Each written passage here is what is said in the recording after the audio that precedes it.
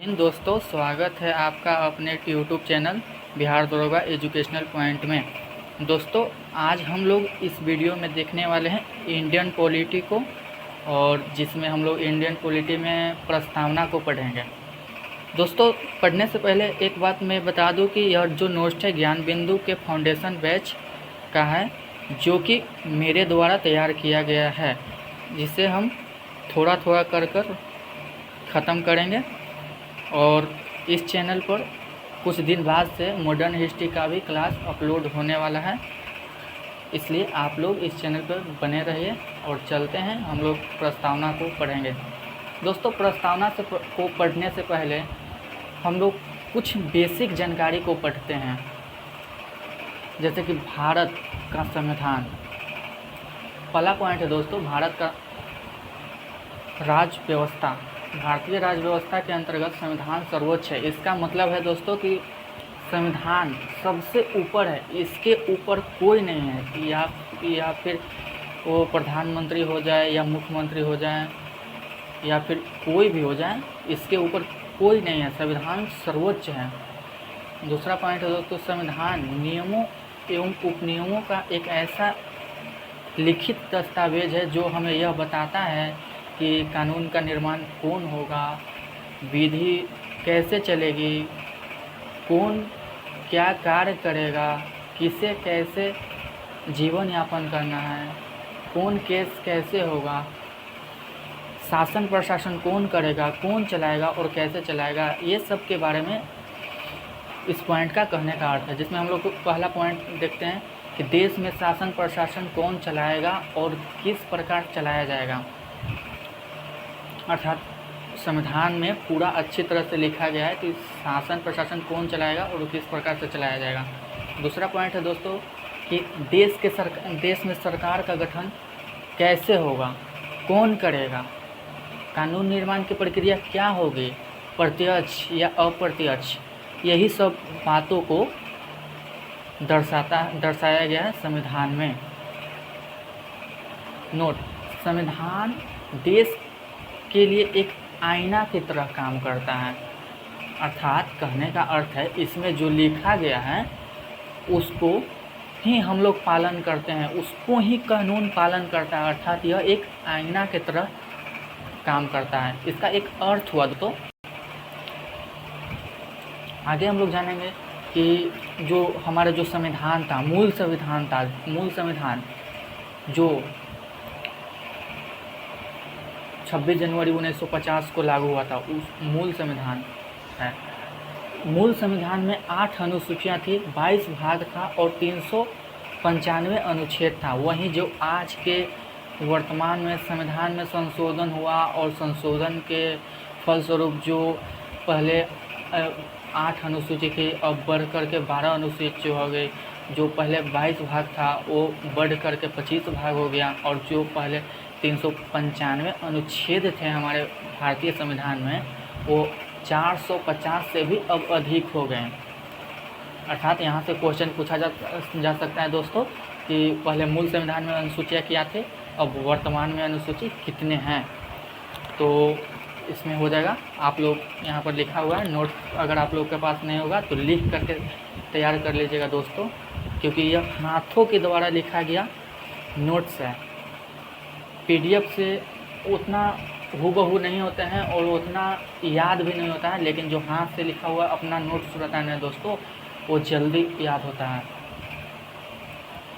अगला पॉइंट है कि विश्व का सबसे बड़ा लिखित संविधान हमारे देश भारत का है। पूरा विश्व जहाँ भी संविधान है उसमें से सबसे बड़ा लिखित संविधान हमारे देश भारत का है।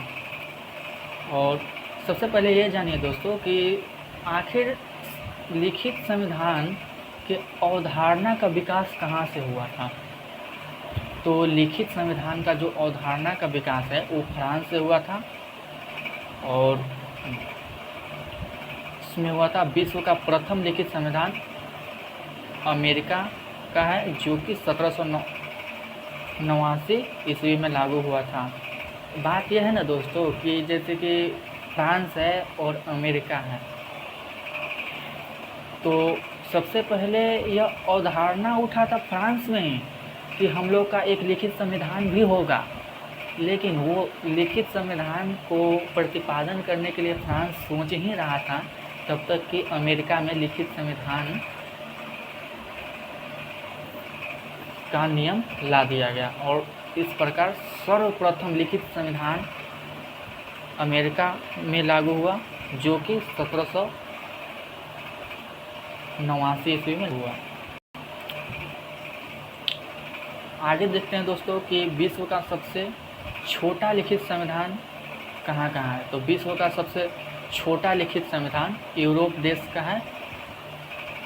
यूरोप में एक छोटा सा जगह है मोनाको, वहीं का संविधान है जो कि सबसे छोटा है विश्व में। तो अब हम लोग को आज का सेशन यहाँ से स्टार्ट होता है प्रस्तावना। तो इस सेशन में हम लोग प्रस्तावना को स्टार्ट करते हैं। वो सब बेसिक था दोस्तों जो कि जानना जरूरी था। है कि संविधान सभा के प्रथम बैठक के दौरान पंडित जवाहरलाल नेहरू ने संविधान सभा के समक्ष 13 दिसंबर 1946 को उद्देशिका को हम लोग प्रस्तावना ही कहते हैं दोस्त, कि उद्देशिका का प्रस्ताव रखा। पहले हम लोग बताते हैं कि प्रथम बैठक कब हुई थी। तो संविधान सभा का जो प्रथम बैठक था वो 9 दिसंबर 1946 से 23 दिसंबर 1946 तक चला था, और संविधान सभा का जो द्वितीय बैठक था 20 जनवरी 1947 से और 26 जनवरी 1947 तक चला था। और संविधान सभा का जो अंतिम बैठक था वो 9 दिसंबर 1946 से लेकर के जो संविधान सभा का अंतिम बैठक था वो 24 जनवरी 1950 तक था। अर्थात हम कह सकते हैं कि संविधान सभा का प्रथम बैठक हुआ था 9 दिसंबर 1946 को और अंतिम बैठक हुआ था 24 जनवरी 1950 को। इन दोनों डेटों के बीच कुल 12 बैठक हुए थे संविधान सभा का। इसी बैठक के दौरान प्रथम बैठक में पंडित जवाहरलाल नेहरू ने संविधान सभा के समक्ष 13 दिसंबर 1946 को उद्देशिका प्रस्ताव रखा। इस उद्देशिका प्रस्ताव को संविधान सभा ने अपने द्वितीय बैठक, यानी कि द्वितीय बैठक दोस्तों चला था 20 जनवरी से लेकर के 25 जनवरी तक चला था, यानी कि इसी के बीच 22 जनवरी 1947 को यही उद्देशिका प्रस्ताव को स्वीकृति दिया गया और यही उद्देशिका प्रस्ताव बाद में जाकर भारतीय संविधान का प्रस्तावना बना। भारतीय संविधान की प्रस्तावना 4 देशों से प्रभावित है, जो निम्न है। पहला ऑस्ट्रेलिया। प्रस्तावना की जो भाषा है वो ऑस्ट्रेलिया से लिया गया है, अर्थात सबसे पहले ऑस्ट्रेलिया का संविधान जो था उसमें जो भाषा था उसके भाषा को देखते हुए ही दोस्तों हमारे जो देश का जब भारत देश का जो संविधान का निर्माण हो रहा था तो भाषा रखा गया था, अर्थात ऑस्ट्रेलिया के देखते हुए ही प्रस्तावना में भाषा को लिया गया है। ऑस्ट्रेलिया के संविधान को देखते हुए ही। दूसरा है अमेरिका। अमेरिका से हमारे देश के संविधान किस प्रकार प्रभावित है जिसको हम देखते हैं। प्रथम विश्व युद्ध। विश्व का प्रथम देश अमेरिका है जिसने अपने संविधान में प्रस्तावना को सम्मिलित किया। भारत अमेरिका का अनुसरण करते हुए ही संविधान में प्रस्तावना को शामिल किया है। अर्थात यहाँ कहने का अर्थ है दोस्तों कि प्रथम देश अमेरिका ही था जिन्होंने अपने देश के संविधान में प्रस्तावना को शामिल किया था। उसी का अनुसरण करते हुए भारत भी अपने देश के संविधान में प्रस्तावना को शामिल किया। तीसरा है दोस्तों फ्रांस। फ्रांस में फ्रांसीसी क्रांति 1789 से लेकर के 1799 के बीच में हुआ।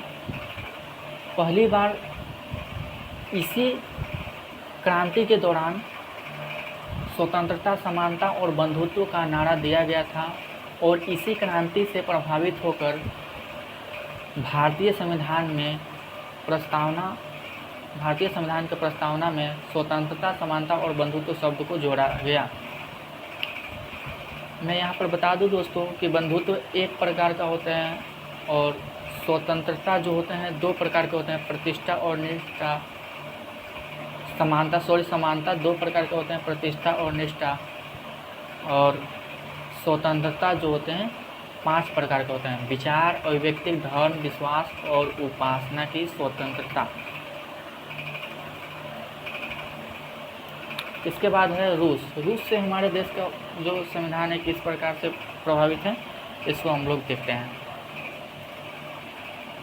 रूसी क्रांति 1917 ईस्वी में हुई। इस क्रांति के दौरान ही सामाजिक और आर्थिक न्याय का नारा दिया गया। इसी से प्रभावित होकर प्रस्तावना में न्याय शब्द को शामिल किया गया है। प्रस्तावना में ये जो न्याय शब्द है दोस्तों, न्याय है 3 प्रकार के होते हैं, सामाजिक न्याय, राजनीतिक न्याय, आर्थिक न्याय। अब यहाँ पर दोस्तों जो भी देश से जो लिया गया है हमारे संविधान के प्रस्तावना में, उसका डिटेल यहाँ पर हम तैयार कर दिए हैं दोस्तों। अगर आप लोग भी नोट्स बनाए हैं तो इसी प्रकार से बनाइएगा, या फिर नहीं बनाए हैं तो बना लीजिएगा। जो बंधुत्व जो है 1 प्रकार के होता है, समानता 2 प्रकार के होता है, प्रतिष्ठा और अवसर की समानता, और न्याय जो है 3 प्रकार का होते हैं, और जो सामाजिक, आर्थिक और राजनीतिक न्याय। और स्वतंत्रता 5 प्रकार के होते हैं, विचार, अभिव्यक्ति, विश्वास, धर्म और उपासना। दोस्तों बंधुत्व, समानता और स्वतंत्रता ये तीनों फ्रांस से लिया गया है, और न्याय जो है, न्याय शब्द वो लिया गया है रूस से। अर्थात यहाँ पर हम लोग दोस्तों देखें 4 चीज़ कि कैसे कैसे हमारा जो देश के भारतीय संविधान का जो प्रस्तावना है, जो संविधान का जो लिखा गया है, लिखित संविधान जो है वो 4 देशों से प्रभावित है। इसके बारे में हम लोगों ने आज की इस वीडियो में पढ़ा। तो फिर से यहाँ पर मैं रिकॉल करवा देता हूँ कि पहला देश है ऑस्ट्रेलिया से भाषा लिया गया है। दूसरा का है कि अमेरिका, जिन्होंने अपने देश के प्रस्तावना को शामिल किया, उसको अनुसरण करते हुए भी भारत भी अपने देश के संविधान में प्रस्तावना को शामिल किया। तीसरा का है फ्रांस से बंधुत्व, स्वतंत्रता, समानता और बंधुत्व का नारा को देखते हुए भी भारत के संविधान में भी बंधुत्व और समानता और स्वतंत्रता को शामिल किया गया, जो कि कितने प्रकार के होते हैं इसको भी मैंने देखा दोस्तों। और इसके बाद रूसी क्रांति के बारे में देखा कि मैंने रूस से किस प्रकार प्रभावित है। रूसी क्रांति के दौरान रूस में राजनीतिक, सामाजिक और आर्थिक का नारा दिया गया था, और जिससे प्रभावित होकर भारत भी अपने देश के संविधान में सामाजिक, आर्थिक और राजनीतिक न्याय को शामिल किया। अगले वीडियो में हम लोग जानेंगे दोस्तों कि बेरुवाड़ीवाद के बारे में पढ़ेंगे कि बेरुवाड़ीवाद क्या है, कैसे हुआ, क्यों हुआ, ये सब को हम लोग देखेंगे। आज के लिए इतने ही दोस्तों। धन्यवाद। जय